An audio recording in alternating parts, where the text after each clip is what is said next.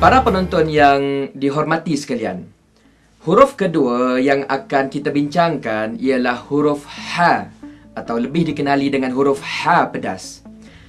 Bagaimanakah cara sebutan huruf H yang lazim kita lakukan di mana sebutan tersebut sebenarnya kurang tepat?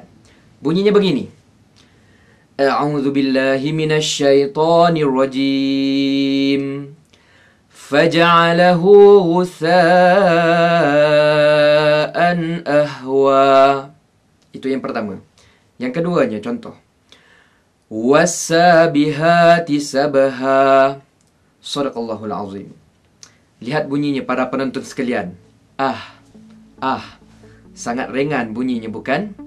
Untuk makluman, cara sebutan bunyi sebegini sebenarnya kurang tepat.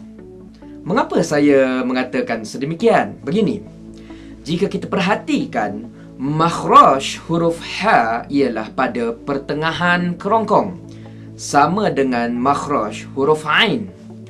Apakah kesalahan yang sering kita lakukan ketika menyebut huruf H? Kesalahannya begini. Kita sering membunyikan huruf H pedas dengan bunyi huruf H gulung. Sedangkan makhraj kedua-dua huruf ini amat berbeza.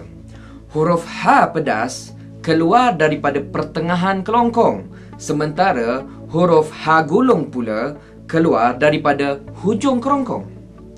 Cara sebutan huruf H juga sangat berbeza dengan cara menyebut huruf H gulung.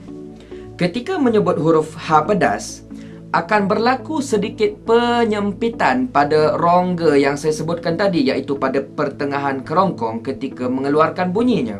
Maka bunyi yang akan keluar ialah begini. Disebabkan itulah bunyi huruf H pedas akan kedengaran seperti kita sedang kepedasan. Begitu. Sementara bunyi huruf H gulung pula tidak begitu. Bunyinya seolah-olahnya seperti mengeluarkan angin saja, iaitu begini. Jadi tuan-tuan dan puan-puan para penonton sekalian, bunyi huruf H pedas yang tepat ialah begini. A'udzu billahi minasyaitonir rajim.